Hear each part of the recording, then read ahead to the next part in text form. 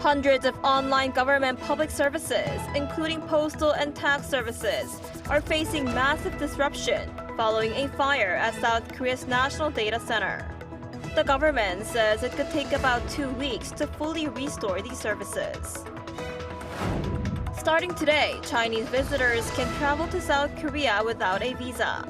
This change, in effect until June next year, comes as Korea seeks to attract more Chinese tourists to boost the economy. Top diplomats from North Korea and China met in Beijing and agreed to deepen cooperation while vowing to stand against Washington. Hello and thanks for joining us on Arirang News. We begin today with a fire that broke out at the National Data Infrastructure Center on Friday evening, disrupting key online government services here in South Korea. The government is now working on relocating the damaged systems, but says it could take around 2 weeks to fully restore these services. Our Moon Ji-young starts us off.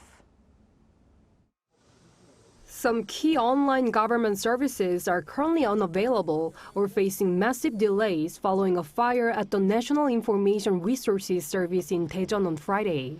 The fire started when a lithium-ion battery exploded in a server room in the building. The incident has caused a nationwide paralysis of 647 government administrative and civil services. Of these, 96 were severely damaged. As of Monday morning, the government announced that it has restored 47 services, including mobile ID services, the healthcare big data system, the gov.kr government portal for civil application services, and the banking services provided by Korea Post. Meanwhile, applications for the second round of government-issued consumption coupons are also still available, but the government civil complaint website remains suspended. People can visit local community service centers instead. The government said it is preparing to relocate the 96 damaged systems to the agency's branch in the southeastern city of Daegu, a process expected to take around 2 weeks. With the Chuseok holiday approaching, there is a high likelihood of delays at public institutions as administrative tasks are expected to surge. During an emergency meeting on Sunday, President Lee Jae-myung apologized for the inconveniences caused, citing the lack of an emergency system.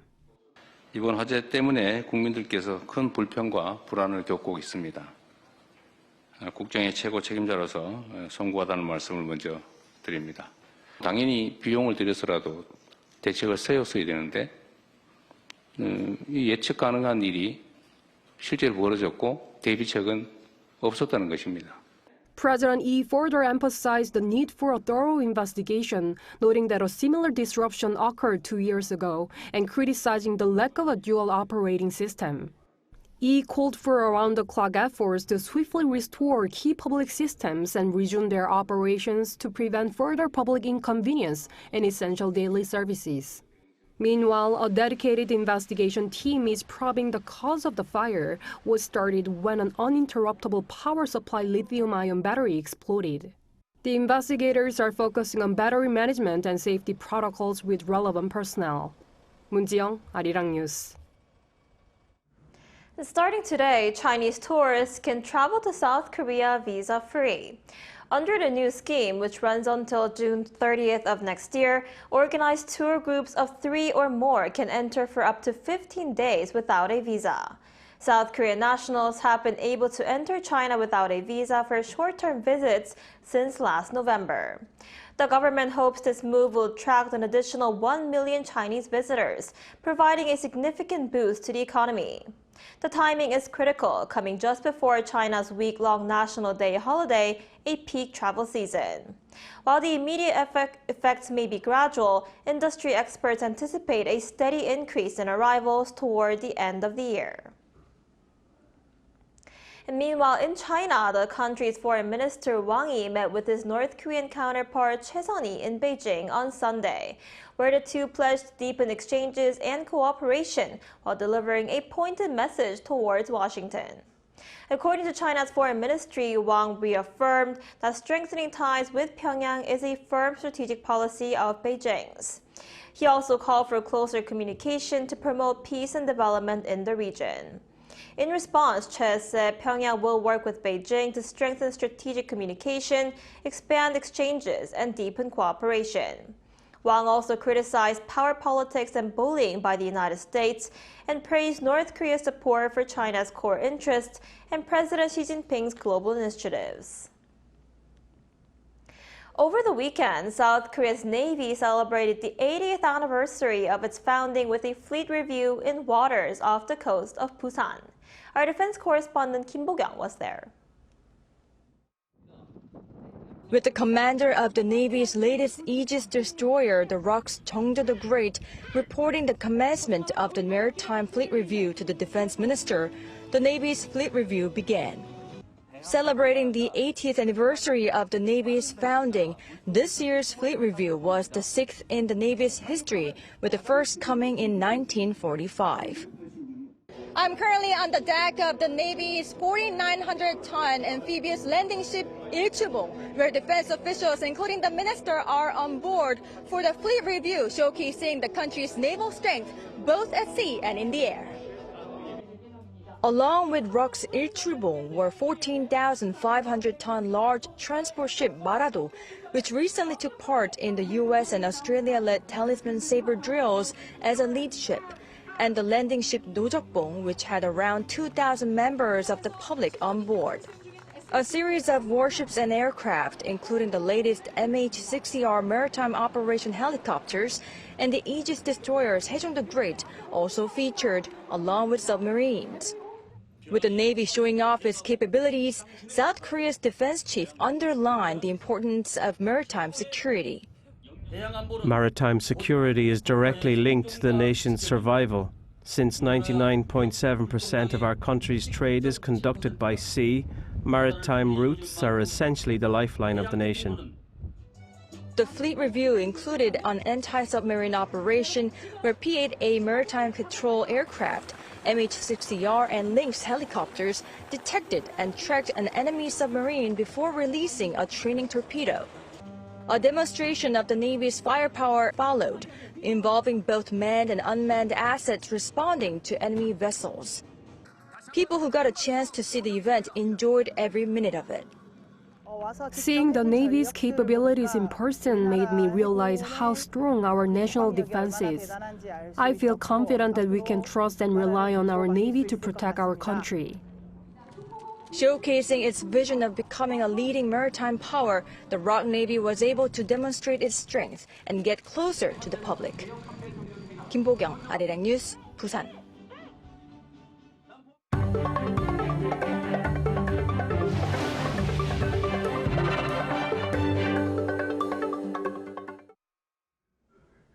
Here in Seoul, Seocho-gu District's annual Seoripul Festival has returned again this year, but bigger and better with an emphasis on music. Its aim is to promote the district through a wide range of musical and arts performances. Our An Sung-jin was there over the weekend. Seocho is the music. This is the slogan for this year's Seoripul Festival, the signature culture and art celebration of Seoul's Seocho-gu District. As it celebrates its 10th anniversary, the festival has been rebranded as the Seoripul Music Festival, with the district pledging to put an emphasis on the rhythms of joy.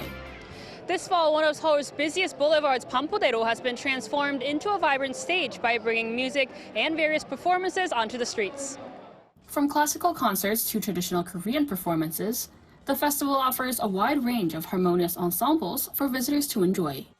Marking its 10th anniversary, the festival now adds music to its name to highlight its expanded focus. The festival showcases a full spectrum of music for its visitors. But the highlight of the festival is the 2,600 square meter sketchbook. The 900-meter stretch of the busy Pampodero Road was closed off so that visitors could use color chalk to draw on the streets, transforming the city into a grand stage. Everything here is so much fun, and I am very excited to be here. My favorite parts are the largest sketchbook and diverse musical performances.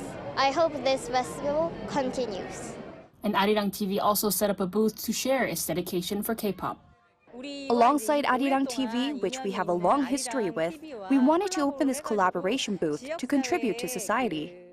The annual music festival, which was held over the weekend, attracted some 250,000 visitors in another successful artistic celebration for the district. An Sung-jin, Arirang News. In other news, South Korea's southern city of Jeonju hosted the first ever Dronesoccer World Cup. The event, which kicked off on Thursday, drew thousands of participants from more than 30 countries. Our culture correspondent Park Go-nu covers some of the action that took place in the air.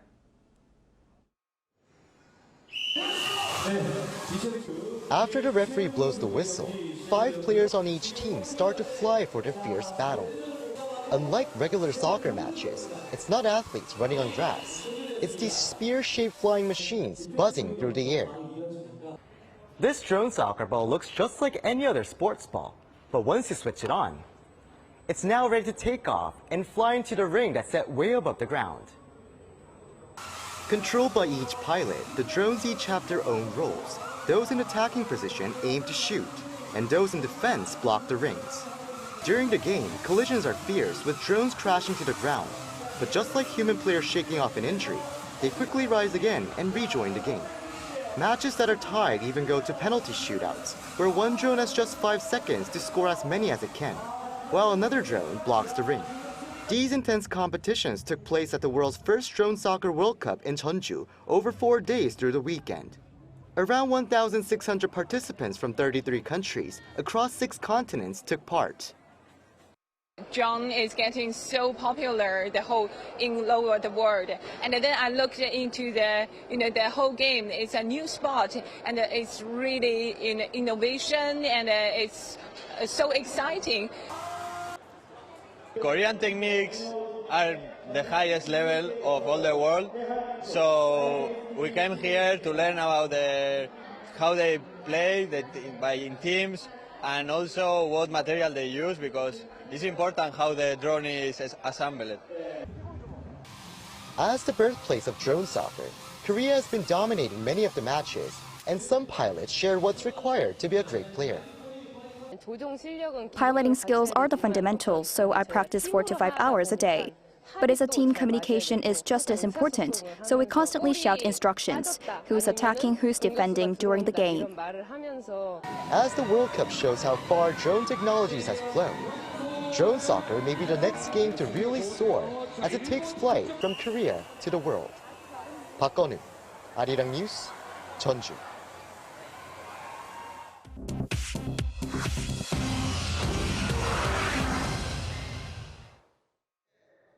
This is The World Now, bringing you the latest stories from around the globe. Iran has strongly condemned the reimposition of United Nations sanctions over its nuclear program, calling them unlawful and saying they undermine diplomatic efforts. On Sunday, Iran's foreign ministry denounced the reinstatement of UN sanctions on Iran 10 years after they were lifted, labeling them unjustifiable, illegal, and a violation of international law. Iran claims the move is politically motivated and refuses to recognize the legitimacy of the snapback process.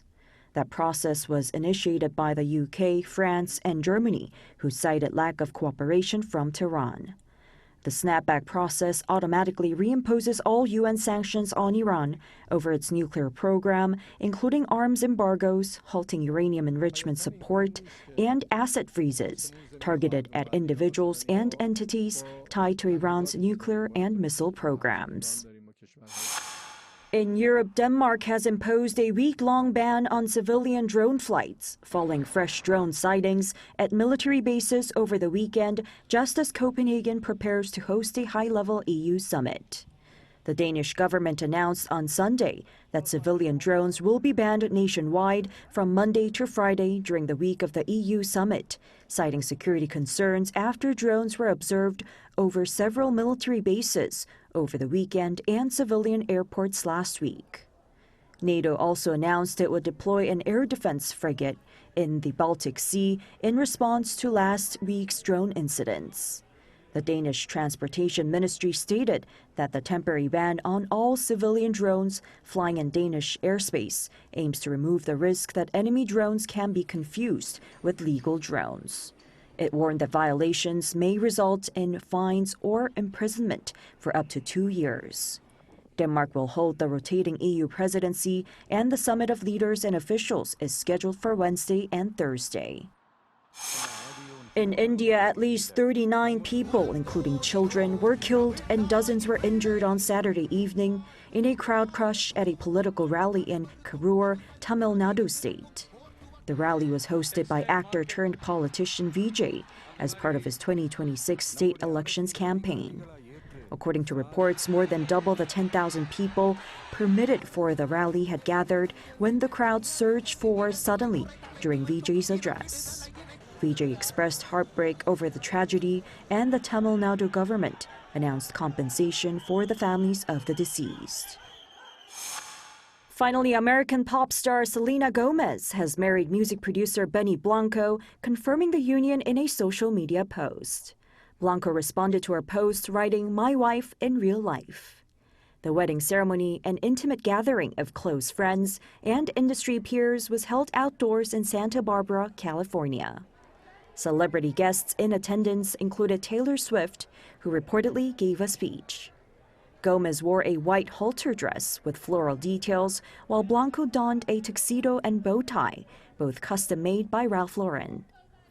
Gomez, 33, and Blanco, 37, met about a decade ago and got engaged at the end of last year. Choi Ji-hee, Arirang News.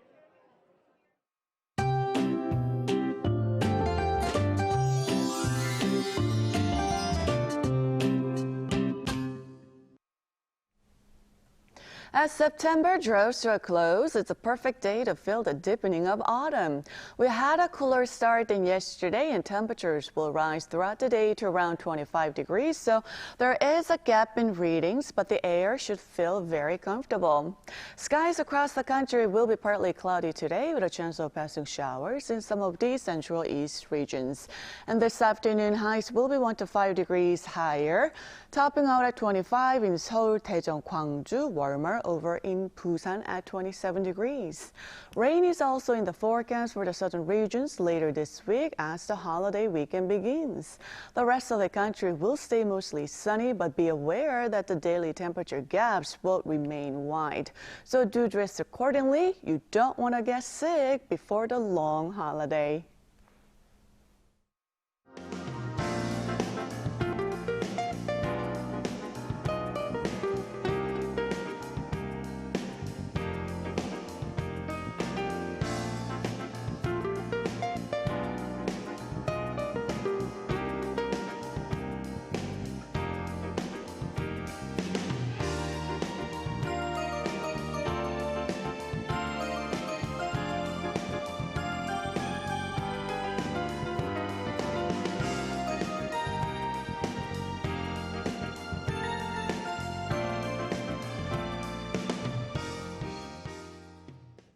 That's all we have for today's noon edition of Arirang News. Thank you for watching. We'll be back at 5 p.m. Korea time. Stay tuned.